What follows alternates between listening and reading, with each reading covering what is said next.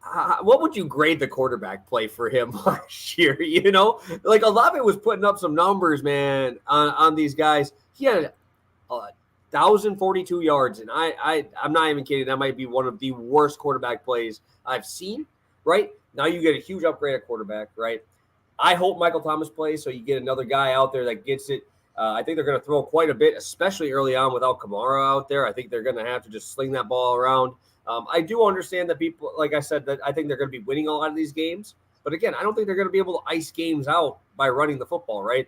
And why would you not want to put it in the best guy's hands? I love the target share that he had last year. 117 targets last year or 119 targets in a team that really did not throw the ball that much or not throw it well. I love his ADOT. It was 14 last year. That was top 10 in the NFL last year. Dude can beat you deep. He's got great intermediate routes. He was fantastic in college at those middle routes as well. So seeing how Carr was able to just feed Devontae Adams, even when he knew that he was going to be double covered. I mean, it's the same thing here, but honestly, I think Olave might be better at those deep balls than Adams because he's so good in the intermediate routes and in the slot there. That's a lot of the routes that he was running there. I think we could see a huge year out of Olave. Am I reaching to try to get him at that 22 spot if he's there? But I've seen people try to reach even more for him. And I mean, I don't hate it. It's just I wish I had more exposure to him because I think this line is laughable, truly. I think he's going to be around like 1,200, like at least. Unfortunately, I'm trying to build something to buy it up. But like if I'm going and like I wish it gave me like the alt line of just 1,500 or something like that. But you have to go like lead the NFL. And it's like, I ain't trying to have him compete with Jefferson, Hill, and all these other dudes. I'd rather, if they could give me, if I could find like a 1,250, I would bet that immediately at plus money. But I'm all over Olave, dude. Oh, man. I think Carr shows out early on in the season without Kamara out there. Obviously, I think Kamara will be fine when he gets out there. But how do you not want to feed this dude? Michael Thomas hasn't played in 2 years, bro. Like, you feed this guy. He's shown out last year in a shit show of the quarterback position. And half those games, Taysom Hill was their starting quarterback, bro. He was starting, dude. Oh, my God. So, sign me up, Derek Carr. Throw the ball 40 times. 15 targets, man. I wouldn't be surprised. Do you want to know the stat that really broke my brain and really turned me into 100% like an Olave truther before the season started? I'm listening. It was that Devontae Adams had more 40-yard touchdown passes last year than in his whole career with Aaron Rodgers. I believe it was 8 last year, which is an insane number on its own, to like 4 over the case of 4 years, right? Whose strengths does that play perfectly into? It's a guy like Olave who wins deep better than almost anyone in the league, right? He's not making his money like Devontae Adams, cooking you at the line of scrimmage. Olave is a lot better at these deeper progressing routes, hence his ADOT, hence the deeper targets last year. Now we get a guy, like you said, in Derek Carr, who was force-feeding his number one target downfield consistently, even when other guys were open downfield, right? Even when there were the check downs available, he was consistently forcing those balls into tight windows. And hey, Chris, he's not an amazing pitcher. He can make some plays though, right? He's not an amazing quarterback, but he will get the job done. Like I said, he's my most exposed quarterback for that reason. So I love this spot right here. I really do love Olave this year. And like I said, that stat really broke my brain. Just the fact that it's like, oh my, like Devontae Adams has been the guy. And to see that he actually produced a arguably better season last year with Devontae Adams on a bad team, right? Now we have a totally different scenario, great team. Michael Thomas to take up all those slants, those intermediate routes, make those safeties respect you. I think Olave has limited potential this year. Yeah, no, and that the only thing I can say is that like everybody likes him, and that's what sucks for me trying to get more exposure to him because he's going so high and people are seeing what we're seeing. But it's like, you go to guys that are drafted around this range, right? In the first 2 rounds as wide receivers, man. Nobody's giving me this price. Nobody's giving me barely over 1,000 yards. Like to get somebody at this price in that second round like that, dude, it's kind of crazy because those guys that are getting drafted above them are like 1,300, 1,400 yards, So it's like I think we're getting a great discount here, and I think that this is going to end up over 1,100 by season start. I agree. Love the spot right here. Am I losing you, Stu? Is that you? I think I'm good on my end. Are you good? Yeah, we were going for a second. We're good though. Okay. Because I know it's just breaking up on my end. I just hope it's good on yours. Love it. I took Carr over 30. I love that. 3,500 earlier this month. That's a great CLV on that. I think it's like 37 now, bro. It's no 36.50 or 36.50 on FanDuel right now. It's almost a full game. That's almost a full game extra money on that. So we love that CLV. Good looks there, Birdman. Hopefully we can make some money together. All right, last two plays, guys. 30 minutes. We want to obviously not take up too much of your Thursday. Hopefully you guys are doing well. We'll be heading into it here. Start us off here, Stu, with play number 3. Yep, we're going over to Justin Fields rushing touchdowns right here. We're going over 6.5 on the season.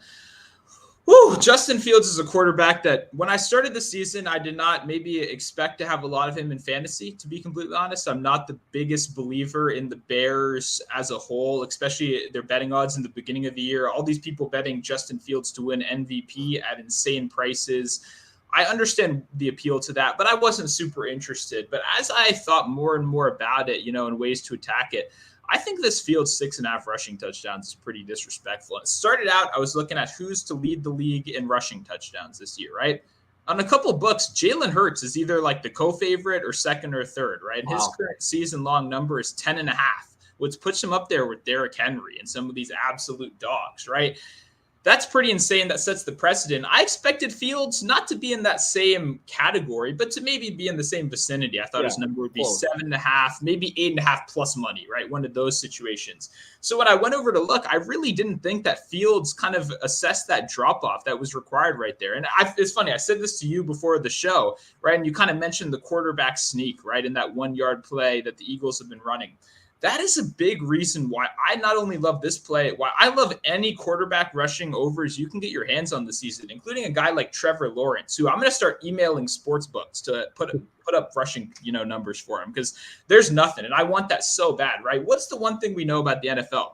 It's a copycat league. This is a copycat league. And frankly, it takes these guys, because they're all dinosaurs, about a year to adjust, right? And I think the NFL had a perfect opportunity to take this out of the game, right? To say, no, the fans don't like this, right? Frankly, nobody likes that little 1-yard quarterback sneak that Jalen Hurts did all of last year. It's unstoppable. If you have a good offensive line, if you have the right technique in there, it's one of the arguably hardest plays to stop in the game, right? And I don't think it was taken advantage of nearly enough. I think the Eagles gave us a cheat code. They showed everybody what we did. And knowing the NFL, knowing the fact that this is a copycat league, I think every rushing quarterback that even has the ability to do that is going to have a ton more of these QB sneaks than people are expecting. I mean, a ton more. So for me, this is definitely going to be a ladder spot as well. The reason for caution is I don't think Fields is going to run as much as he did last year. It would be insane if he was able to keep up even a minus 100 yards from last year. I don't know if he's going to be a 1,000-yard rusher. What I do know is I don't necessarily believe in the arm talent. I think the rushing is going to have to be a choice whether he likes it or not. The other thing, Plus Money Bob really mentioned the reason we love this play. It's that offensive line. It's still bad. They obviously added some McGlinchey, great run blocking tackle, one of the worst pass blocking tackles in the league. We already know they can run the ball. They can't pass block. I don't know why they did that. I've watched McGlinchey every snap over his last 2 years. The guy can't pass block to save his life. You want to add that to your young quarterback that you want to throw a little bit more? I don't know about that. I think what we saw last year was that Jalen Hurts, when we bet on him because of designed runs. Last year, when we bet on Justin Fields, we betted on him because of opponent pressure rate, because their offensive line was so bad that whether they wanted to design runs or not, Fields was forced to because they had no other choice. I think they're going to be in that similar situation again this year, right? Where the offensive line isn't good enough to keep him in the pocket. He's going to have to make his own moves. That's what a mobile quarterback does. That's the value it provides. Maybe it doesn't happen as much at the 20-yard line, at the 40-yard line, but when is a quarterback willing to put his body on the line? It's in the end zone, right? It's to get over that line right there to score those 7 points. So this is shocking to me. It was 8. He scored 8 last year. I think he's going to be in that same range once again. You obviously can now subtract a very good, or at least above average running back in David Montgomery. And now you're adding a complete wild card. Deonta Foreman after Achilles surgery, I guess. I don't know. Roshan Johnson coming out of the 5th round, who is a career backup to Bijan Robinson. Not that that's a bad thing. I know fantasy analysts or some of these analytics guys love Johnson's profile. But there isn't much competition in that running back room. I think it's one of those situations where Fields is the clear RB1 on this team. I think he's going to have a ton of red zone opportunities. Everything flows through him on this team. He's going to be minus 150 to score a touchdown in the first couple weeks. So let's take advantage of this early. I love Fields. I didn't mean to ramble so much on the spot, but I really do think this is a good angle right here. Dude, you don't know what I'm happy about is I always get hate when I say I don't think Justin Fields throws the ball that well and that he is. Now I have a guy who's very unbiased here who has no skin in the game. I get it. I'm a Packer fan. You see the flag. But I was just happy to hear you say that because I think that's one of the biggest reasons why this is going to happen too is because, I mean, I get it. You get DJ Moore. I get it, dude. I love DJ Moore. I bet on him a lot last year. But I don't think that's going to just make him a significantly better passer, especially when you're under pressure, bro. It's just like the fact that people are just thinking this is going to flip like that it's wild to me. It is wild to me. And I'm happy that you talked about how the betting market is way overdone on the Bears stuff. And I mean, you have no value. And I think you are betting them at an absolutely perfect 3 steps forward than what they were last year. It's like, you got to show me first, man. You got to show me first before I can take that with anything. Right. So I'm very happy to hear you say that because I think we're again, thinking on the same page because where does this just flip? Is he just a significantly better quarterback with a wide receiver 1? Yes, I think it'll be good. I don't mind Cole Kmet. I'm grabbing a lot of him. And best ball just because I can grab him late. But, yeah, I like this too because I think that the running game has to be like, why would you take away like the best thing that he's good at? You know, those impromptu plays. That's what he was good at last year. That's where you get the 60-yard runs. Yeah. So, do like that. Yeah, I think they have to limit it just for health reasons. But like you said, when push comes to shove, you got to make a choice. And before we move on, I'm glad you mentioned DJ Moore at the end. I've almost no DJ Moore in fantasy or best. Me too. Ball. I don't have any. It's not because I hate him. I think he will probably have a pretty solid real life season. But another one of those guys that sucks in the red zone. Everyone looks at his stats and goes, "Oh wow, you only catch 4 touchdown passes a year, but you have all these red zone targets. Maybe that means you're due for regression, or maybe that means you're just not a good red zone wide receiver. Maybe it means you're not.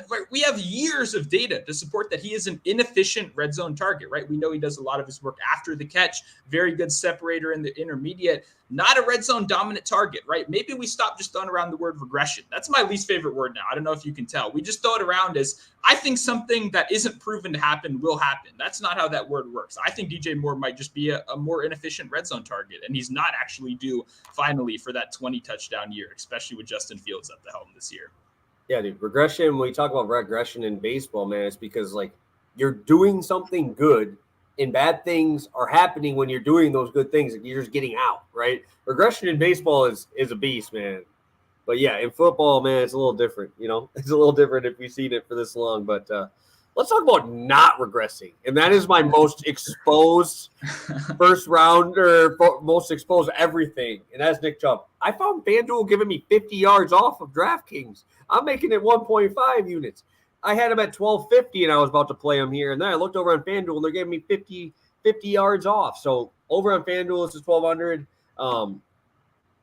Let's just talk about, I think Deshaun Watson does play a little bit better this year. I mean, I don't think he could significantly play worse.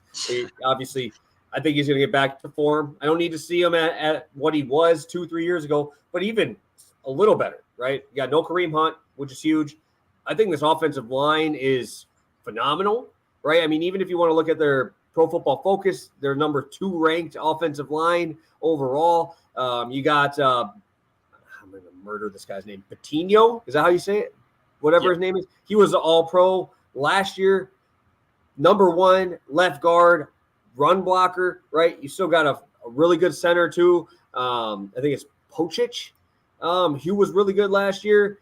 Like, I will just run a dive up there. He will get 6 yards of carry. This guy will get 6 yards of carry. He's phenomenal at getting those long runs as well. We might see him get a little – I know a lot of people are talking about him getting more pass game work. I think he might get a little bit more. It's not hard to beat what he was in the pass game because he was really never on the field for those third downs. I think he does a little bit better, but there's no combos. I wish they had like total yards. That would have been really nice, but they don't have those over there. But I just love his ability to break 20-yard runs, dude. It is crazy. I think he only had like 5 games where he didn't have a 20-yard run, which is awesome. And 3 of them were in the last 4 games where he didn't, where you could just tell he was running out of gas, right? That's what I was saying too, is like, he was so good at the beginning of the year, dude. I bet him like You guys have been here with me for 3 years. How many bets have I had on Nick Chubb? Why would I not take his full game? Because I'm going to be betting on damn near every single week, right? I think they're going to compete. They're at a 9.5 win total, sitting there. I always bet Nick Chubb with their favorites, bro. I always do because they're just going to force feed them. This offensive line is going to wear on you, and by the fourth quarter, Nick Chubb is about to break those long yards, big carries. Again, you mentioned the quarterback sneak, which is a reason why I didn't take touchdowns here. I just want those yards because he's a guy who takes them down the field. I think he can still score them, but I am so overly exposed to Nick Chubb. I think like 35%. And obviously he's a first-round pick. So I love Nick Chubb. I love this line. And I think that we're going to see this Browns team take a little bit of a step forward. I think that we're going to see Deshaun Watson play a little better quarterback. Shout out to Njoku. I know he's your boy. I think he's going to have a nice year. I saw him make that touchdown in the preseason already. I think Cooper's going to have a nice year. But just that alone gets you to not be able to put that extra guy in the box. You got to be able to have a guy over the top on Amari Cooper. Sign me up for Nick Chubb, baby. And he's not going to have to really compete with anybody at all. Yeah, no, I like Nick Chubb a lot right here. Whenever I'm kind of drafting at that 12, 13 turn or that, 11 or 10 spot, I'd love to just be able to start one really good wide receiver and Nick Chubb right there. That way I feel very good at both positions right there.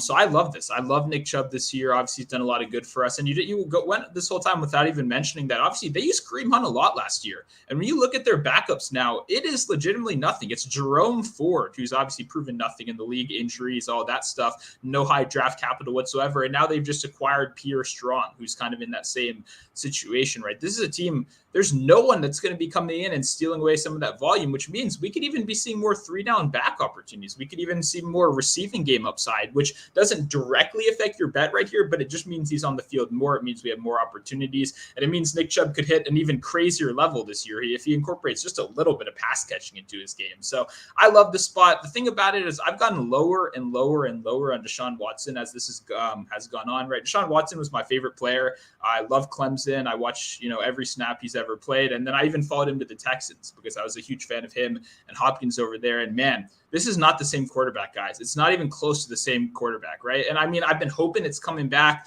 even watching preseason this year, just trying to see some of those flashes. And the only way I can think to describe it is just the juice is gone. And we see that happen a lot. The juice is gone with a lot of guys that miss a season. So I like this Chubb bet because like at the beginning of the season, right? When I was first drafting, I loved it because I thought this whole offense is going to take a step forward. This team might be a Super Bowl contender. Like you said, great offensive line. Well, here, I love the lines, right? Great offensive line. You got one of the best pass rushers in the league on defense. The secondary is very iffy, but we can work on that. If you're getting pressure, right, this could be a real sneaky team.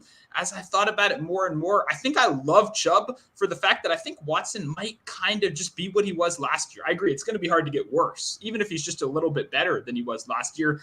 That's not anywhere close to the Deshaun Watson you need for this team to be legit. I think what that's going to lead to is Kevin Stefanski very heavily relying on a guy like Nick Chubb, who we know can carry that 3-down load. So whether you like the Browns offense or not, whether you agree or disagree with my take right there, I think Nick Chubb is kind of perfectly situated to take advantage of this team. And he really has one of the safest floors in fantasy there is. Yeah, I mean, I looked at it too. I mean, there was 3 games last year where I was like, this offense couldn't do anything. It was Buffalo Bills. He had 14 carries for 19 yards.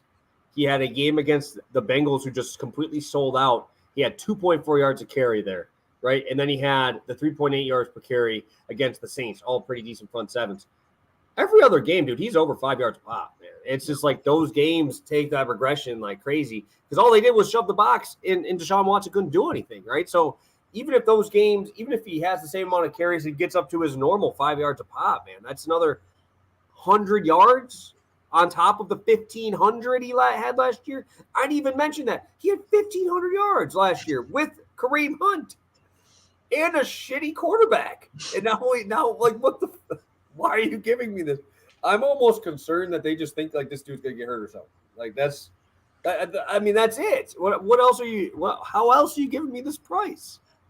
No, I agree. High-end guys, at the end of the day, it is sometimes just a race against injury. At the end of the day, that's what it is. But I agree with you. I think this is one of those spots that you miss a couple games and you're not even completely dead, right? We know Chubb obviously has that potential to go over 100 yards multiple times. He has that 200-yard crazy explosion game. Like, you can still miss a couple games and get to this number, which is obviously what you need for season long. Beautiful. Stu, let's recap here. Plus money by way. Hey, so that's nice. Now we know he's about to go off here. That's hype. Let's go through our recap here, Stu.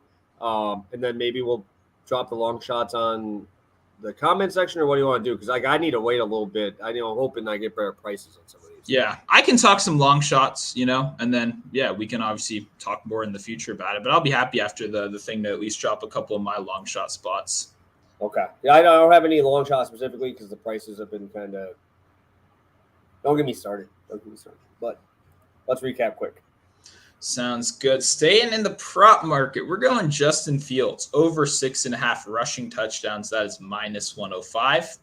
Then we went over to David Montgomery. And remember, I said I split this bet up, right? We went over 6 touchdowns on FanDuel at -145. And then you go over and ladder it up one more on DraftKings or MGM, and you get that plus money for 7 touchdowns right there. I think Monty clears both of them. I'll probably sprinkle in another alt line at, maybe 10 for a couple bucks as well. Yeah, and I'm on DraftKings there for Chris Olave at 1,050 yards receiving, -105 on DraftKings. And they're giving me a 50-yard off little discount on FanDuel. Hop over there and grab that price, man. That is absurd. Can't believe I'm getting that price. So Nick Chubb over 1,200 rushing yards, 1.5 units there on that one. This is a FanDuel price. I literally have the thing open right now looking at it. So the 1,250 is DraftKings. So either one I like, but 50 yards, that ain't nothing, man. That's like I said, 2 of the games last year, he didn't even have that much in a game. So it's a full game worth. We like that. So, Stu, I guess we could talk a little bit if you have 1 or 2 that you want to talk about here. I don't have any long shots yet. I'm waiting for a little bit better prices. Hopefully we get some steam on a couple of the other ones that are towards the top. There's a lot of people like betting those favorite ones a little bit closer to the season just to kind of have those futures. But I guess you can talk about them. I don't have anything written down for you, so whatever you got, we'll go with. Yeah, one of my favorite spots so far this year is DK Metcalf to have a little bit of regression, right? And I mean that in the sense that he's absolutely dominated red zone targets these last couple of years, but we still have some pretty solid prices. I'm going to go 10-plus touchdowns this year at +300, right? This is a mark that over his last 2 seasons prior to last year, he had, 22 touchdowns over those seasons. He was absolutely dominant in the red zone. We saw it tick down last year, but I do think that this offense looks very good. I talked about that at the beginning of the show this year. And the reason that I'm going for 10+ money rather than just the 7.5 or 8.5 so you can get at pretty juiced prices is because you're kind of taking a bet on this offense and you're kind of taking a stand on who the alpha is on this team, right? I know a lot of people love JSN, right? He was just added. He has all that great college production, most notably outproducing a bunch of future superstars like Garrett Wilson, right? So I know that immediately grabs the attention. Then we have a guy like Tyler Lockett, who's consistent 1,000-yard guy, been there every year.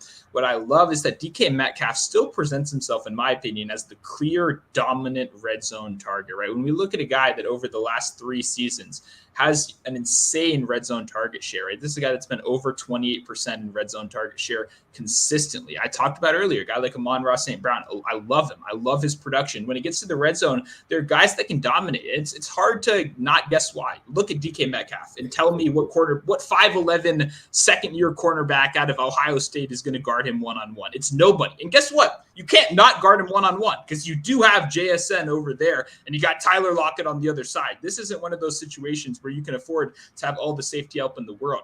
Last year, he was not that efficient in red zone targets, right? He was still top 10 in red zone targets all year long, but had a disappointing production, right? The reason I don't think that he's an efficient red zone target, right? The reason I do think that there's positive regression is because we've seen it the last 2 seasons prior. We've seen him actually convert on those opportunities and have 10+ touchdowns. So we know DK can do it. I like the Seahawks offense. Like I said, this division sucks, by the way. We didn't even talk about that when I said it earlier. The Cardinals, oh my God. I like Dobbs more than your average NFL fan, but holy shit, that guy's not an NFL starter. Not that Colt McCoy's an NFL starter either. And then Clayton too. And Clay too, baby. I'm ready for that, baby. I'm ready for that. Clayton Tune played in the ultimate spread 5 and chucked the ball down the field offense in college. I have no clue how we're going to translate that to the NFL. I know. I'm excited. I want Clay Tune to get right away, man. I want him ready to roll. It would be more fun. But the point is, that's a terrible team, right? And then we look at a team like the Rams, who I actually think might surprise some people. I have a lot of Stafford. I have a little bit of Van Jefferson. I have a little bit of Tutu Atwell. As well. Not that I'm recommending all of that. I think the only Ram I got is Cam Akers, baby. I love Cam. Finally we can disagree because I think Cam Akers is arguably one of the worst picks you can make. And in fact, give me Kyren Williams in the last pick of the draft. He's my new favorite 18th round target. I hated Kyren Williams coming out of college because I hate all Notre Dame prospects and I don't believe any of them are good. We have a clear opportunity. He's the clear pass catching back on this team day one. You can't get any other guy with that kind of role that late in the draft right now. And I know what people are thinking. That team is terrible.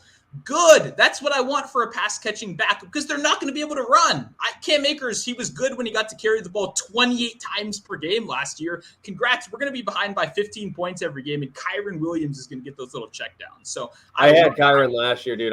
He was so inefficient with touches, dude. Yeah, he's so bad. He's so bad.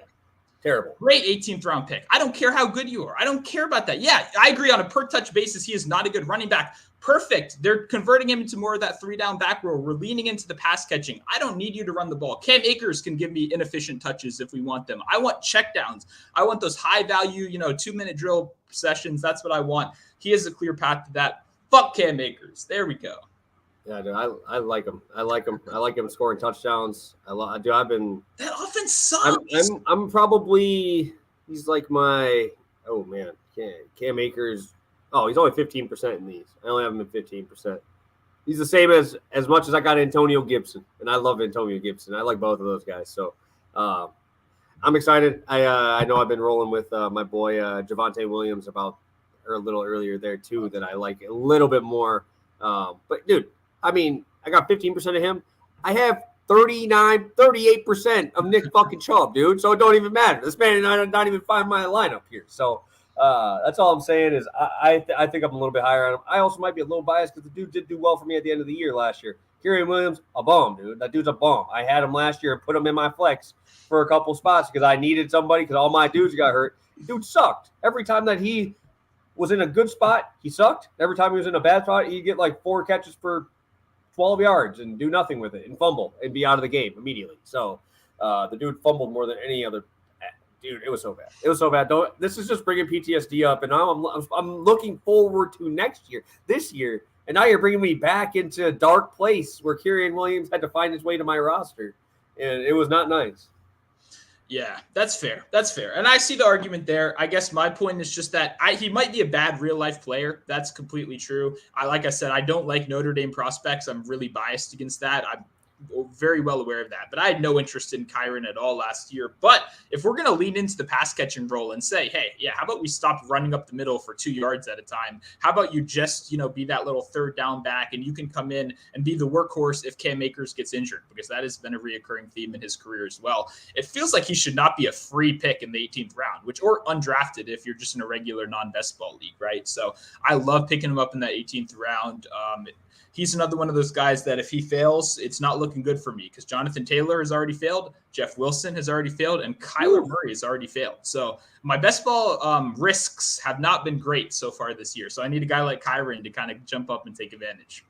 Yeah, I had like 1 or 2 Jonathan Taylor. 20% Jonathan Taylor. Yeah, I think I have like 8, and those were like my first 2. Yeah, 8%. He was my first 2 that I took before the news or whatever. So I'm happy I waited. Usually I'm not. Like when I was it sucks because all my read exposure from the 16th round was in those ones with Jonathan Taylor. So it's like fuck. But my thing, you lose some.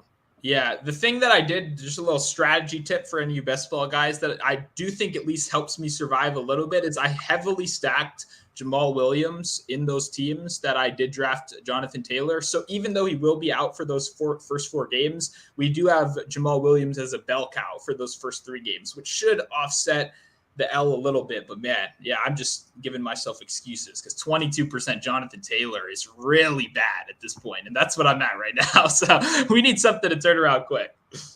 Yeah, dude, I only, like I said, I have 5 6 backs over 20%. One of them is Chase Brown from Cincinnati, just because I can grab him in that last round. He's my last round guy. You're going Kyrian. I'm grabbing him. Fair. Very fair. Jahmyr Gibbs, Javonte Williams, ETN, and Chubb. Those are my only top guys. Those are the guys I'm really exposed to. So hopefully, hey, pray for a great season of health. Put up some big boy numbers. Stu, what do you got for the people before we head out today? 54 minutes. This is back to what we're usually used to on football shows. Yeah, no, and we can go all day long, baby. I love ranting about football over here, and that's what you can expect throughout the season. Obviously, we'll be getting you guys Monday, Wednesday, Friday with all your football needs. So I'm super pumped for this coming NFL season. I still have so much stuff I haven't talked about. I gave out 3 props previously on the 4 for 4 show, which is still up on YouTube if you just Google Monotone Football. And I'll hopefully have more articles in the coming day. I just got off live the Sportstopia Fantasy Draft, a new group of guys I joined up with for this upcoming season. Had some, familiar faces, Jeff Radcliffe, John Daigle in there. I think I drafted a pretty awesome team. So if you want to go check out that, some of the guys we just talked about, I got Antonio Gibson. I got JSN at great value a little bit later in that one. Go check out that YouTube video as well. It's retweeted on my Twitter. So a lot of fun stuff coming up for this NFL year. I feel really good right now. I'm super pumped for all these props, and I'm looking forward to doing more football shows. Yeah, no, it's that time. Obviously, we're talking best ball mostly because that's what's going on right now. I got my year-long stuff coming up this weekend, so it should be good. And again, if you guys got questions, drop them in the comments. Hit us up in the DMs. We're always there for you guys if you need anything. So appreciate you. 4 plays there, along with a long shot from Sue. If I have one, I'll post it in the comments there. And let's make some money, guys. So hopefully we appreciate all you guys for tuning in. Hopefully we'll see you again Monday. Again, we're not doing one tomorrow. Stu is we'll be on a plane, right? You're heading somewhere, heading to Chicago here? Oh, yeah. Heading up to your neck of the woods for Labor Day. I'll be up in the Chicago area. So, hey, if anyone's got any last minute, recommendations or whatever, shoot them to me. I'll be up there. I'm seeing Cubs game too. Nice. Well, safe travels. Hopefully I'll see you guys soon. Hopefully we'll see you on Monday for Pass the Prop, and we'll be ready to go again with some more MLB action. So have a good one, guys. Hit that like button on the way out, and we'll see you on Monday.